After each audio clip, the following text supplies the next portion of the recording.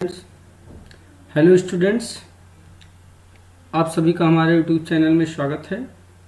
बच्चों, आज हम जो हमारा ट्रिग्नोमेट्रिक इक्वेशन है इसके कुछ प्रॉब्लम्स सॉल्व करने जा रहे हैं और ये बहुत ही बेसिक से हम स्टार्ट कर रहे हैं, धीरे धीरे करके एडवांस लेवल तक ले जाएंगे। तो सबसे पहले हम देखते हैं, यहाँ हमें प्रिंसिपल सोल्यूशन निकालना है इस इक्वेशन का, जो कि दिया हुआ है sine x equal √3/2। Sine x equal √3/2। अब आपको क्या मतलब कि हमें x की वैल्यूज ऐसी बतानी है। हम प्रिंसिपल सॉल्यूशन किसे कहते हैं ये मैंने आपको पहले वीडियो में बताया है, जिन लोगों ने देखा नहीं है वो लोग देख लें। प्रिंसिपल सॉल्यूशन किसे कहा जाता है? ऐसा सॉल्यूशन, क्योंकि इसके इनफाइनाइट एंगल्स होते हैं जो इसको सेटिस्फाई करते हैं। ऐसे केस में ऐसे हमारे वैल्यूज ऑफ एंगल यानी x की वैल्यूज, अगर यहाँ पे x दिया है तो जो कि 0 डिग्री के से ग्रेटर और इक्वल हो और लेस देन 2π मीन्स 360 डिग्री से कम हो, उसी को हम प्रिंसिपल सॉल्यूशन बोलते हैं, जो इस रेंज में लाई करते हैं। तो यहाँ पे हम साइन एक्स इक्वल √3/2। सबसे पहले हम देखते हैं कि साइन में √3/2 किस किस एंगल की वैल्यू होती है। तो आप देखोगे साइन में √3/2 ये वैल्यू आपको जानी पहचानी है, किसकी होती है? 60 डिग्री की, जिसको हम अगर रेडियन में लिखना चाहें तो π/3 लिख सकते हैं। इस 60 डिग्री को रेडियन में अगर बदलना है, यहाँ पे हम सब कुछ रेडियन में ही करते हैं, डिग्री में नहीं, तो इसे हम कर सकते हैं π/180, π/180, और ये हो जाता है पूरा हमारा डिग्री में, बहुत सारी रेडियन में हो जाता है। अब इसको हम कैंसिल कर देते हैं, 63 जा तो π/3 रेडियन आ जाता है। साइन एक्स इक्वल साइन π/3 लिखा है। अभी मैंने आपको ये बताया था। अब इसको सॉल्व करने का सबसे अच्छा तरीका आप यही है कि सबसे पहले आप इसका जनरल सॉल्यूशन लिख लें। जब आप सबसे पहले इसका जनरल सॉल्यूशन लिख लेंगे तो आपको ज़्यादा सोचना नहीं पड़ेगा। जनरल सॉल्यूशन लिख लेंगे और उसी से हम वे सॉल्यूशंस n की वैल्यूज रखकर निकाल लेंगे जो 0 और 2π के बीच लाई करते हैं।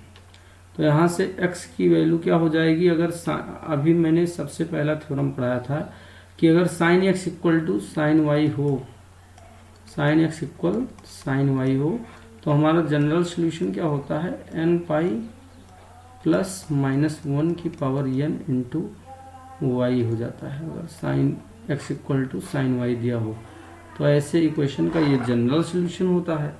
अब हम इसका जनरल सॉल्यूशन लिख लेंगे। तो यहाँ x इक्वल क्या आ जाएगा अपने यहाँ? nπ, तो ऐसे लिखा जाएगा ±1 की पावर n इंटू, जहाँ y है वहाँ अपने यहाँ क्या है?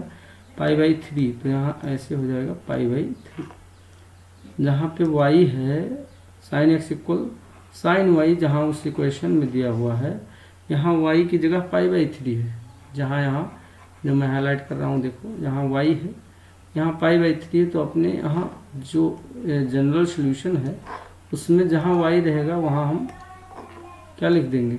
जहाँ y रहेगा वहाँ पे π/3 हो जाएगा, इस तरह से ऐसे, ठीक है। तो अब हम यहाँ से जहाँ पे n आपको पता है क्या होता है, यहाँ n क्या होता है? n belongs to z, n हमारा इंटीजर्स होता है। अब हम इसमें अलग अलग n के वैल्यूज रखेंगे, और क्योंकि हमें मतलब जो एंगल्स रिपोर्ट करना है वो पॉजिटिव एंगल्स रिपोर्ट करना है, जो कि यहाँ तक हों, 0 से 2π के बीच। 0 इसमें इंक्लूड होता है, ध्यान रखना, ये 0 जो होता है वो एंगल इंक्लूड होता है, लेकिन 2π इंक्लूड नहीं होता है प्रिंसिपल सॉल्यूशन में। तो यहाँ पे हम x की सबसे पहले when n इक्वल 0, जब n इक्वल 0 होगा तो ऐसे केस में x इक्वल आ जाएगा 0 इंटू पाई ±1 की पावर 0 इंटू आगे क्या आ जाएगा? π/3। तो x इक्वल यहाँ से 0 ये हो गया, ये पूरा तो 0 हो गया, -1 या कुछ भी रियल, कोई भी रियल नंबर की पावर अगर 0 हो तो इसकी वैल्यू 1 होती है। ए कोई भी रियल नंबर हो और उसकी पावर अगर जीरो है, ए कोई भी रियल नंबर है और उसकी पावर अगर जीरो है तो उसकी वैल्यू हमेशा होती है 1। तो इसकी वैल्यू 1 हो गई, तो पहला एंगल हमें π/3 मिल गया, पहला एंगल π/3 मिल गया।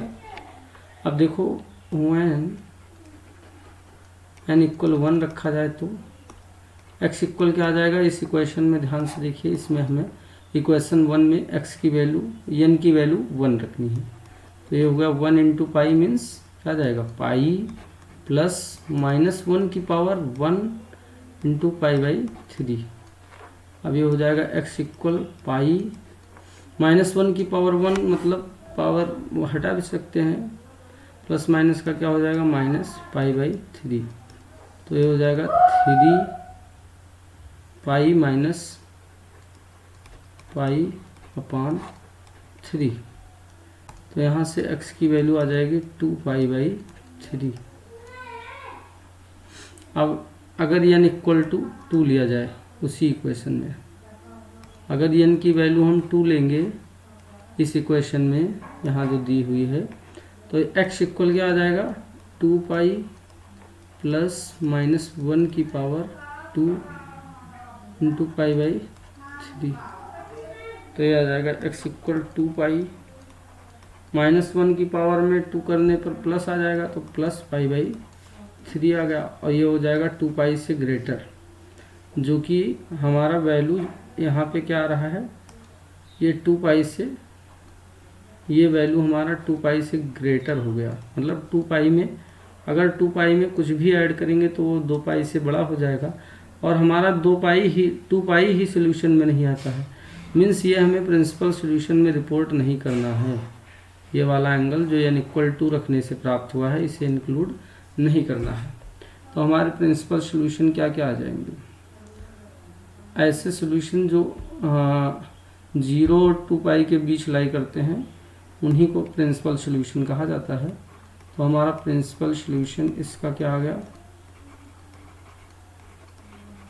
प्रिंसिपल सोल्यूशन यानी x की वैल्यू π/3 एक्सेप्टेबल हो गई प्रिंसिपल सोल्यूशन के लिए, और 2π/3 यही हो जाएगा आंसर इस क्वेश्चन का। चलिए एक क्वेश्चन और लेते हैं। tan x इक्वल माइनस, इसी का एक पार्ट है, tan x इक्वल -1/√3। आप देखो ध्यान से, ये हमें सेकंड क्वेश्चन सॉल्व करना है। तो tan x इक्वल, आप माइनस का ध्यान ना दो, माइनस ऐसे लिखा रहने दो, बस ये देखो कि tan में 1/√3 किसकी वैल्यू होती है। तो आपको पता है कि ये 30 डिग्री की वैल्यू होती है, और 30 को हम अगर रेडियन में बदलें तो इसे π/6 लिख सकते हैं। तो ये हो जाएगा 10 π/6। अब tan x, अब ऐसा करना है कि ये हम जनरल सॉल्यूशन तभी लिख सकते हैं जब tan x equal tan y के रूप में हो जाए। इसका जनरल सॉल्यूशन आपको पता है कि x बराबर n π प्लस y होता है, n π प्लस y। अब ये यहाँ पे कोई निगेटिव साइन आगे नहीं होना चाहिए, तो यहाँ पॉजिटिव करने के लिए हम क्या करेंगे, ये देखेंगे tan किस में निगेटिव होता है। तो आपको सबसे पहली बार अगर यहाँ से चलो तो फर्स्ट क्वाड्रेंट में सभी पॉजिटिव होते हैं, तो पहली बार आपको tan निगेटिव मिलता है सेकंड क्वाड्रेंट में। तो आप ऐसा करोगे, इस एंगल को सेकंड क्वाड्रेंट में लाओगे, ऐसा करोगे कि tan भी ना बदले, तो इसे इस तरह लिख सकते हैं कि tan π माइनस π/6, tan π माइनस π/6। अब tan π माइनस π/6 क्या होगा, माइनस tan π/6। यही ऊपर वाली चीज़ हमें ऑब्टेंड हो जाएगी। tan π माइनस π/6 माइनस tan π/6 होता है। देखो पाई पे π/2 का जब भी हमें इवन मल्टीपल होता है, इवन इंटीग्रल मल्टीपल, तब हमें ट्रिग्नोमेट्रिक रेशियोज को चेंज नहीं करना होता है। तो यहाँ पे हम पाई को हम π/2 का इवन मल्टीपल कह सकते हैं। पाई को इस तरह लिख सकते हैं, चाहे तो पाई इक्वल π/2 इंटू में 2 कर सकते हैं। तो ये 2 हमारा क्या हो गया,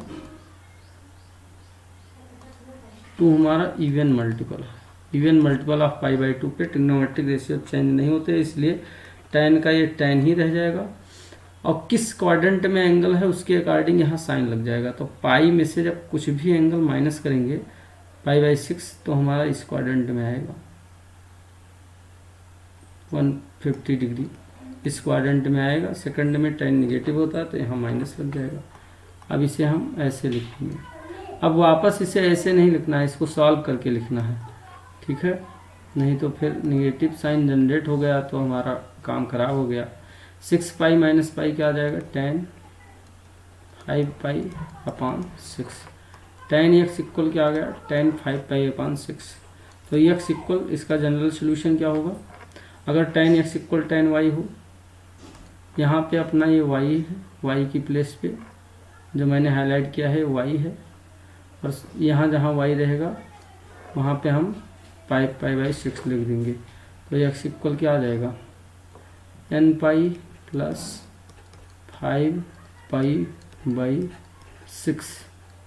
वह आपको ये बताना ज़रूरी है, ये हम एक साथ देखो, हम जनरल सॉल्यूशन निकालना भी सीख गए और इसका प्रिंसिपल सॉल्यूशन भी निकालना सीख गए, जहाँ पे n क्या है, z है। तो अगर आपको जनरल सॉल्यूशन निकालना आता है तो आप प्रिंसिपल सॉल्यूशन आराम से बता सकते हैं।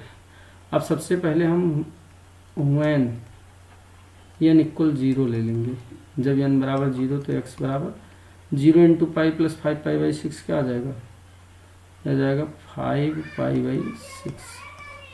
अगला, अगर n इक्वल 1 लिया जाएगा तो क्या होगा, x equal pi plus 5 pi by 6, ये हो जाएगा 6 पाई प्लस 5 पाई 11 पाई बटा 6। ये भी हमारा एक्सेप्टेबल हो जाएगा क्योंकि 2 पाई से तो कम ही है और इसके बाद 2 पाई से ज़्यादा हो जाएगा, तो इसलिए आगे प्रिंसिपल सॉल्यूशन में नहीं आएगा। तो x की मतलब प्रिंसिपल सॉल्यूशन क्या हो गया यहाँ से, तो एक तो हो गया 5 पाई बाई 6 और दूसरा हो गया 11 पाई बाई 6। यही हो जाएगा हमारा प्रिंसिपल सॉल्यूशन। चलिए मिलते हैं नेक्स्ट वीडियो में कुछ और प्रश्नों के साथ। धन्यवाद।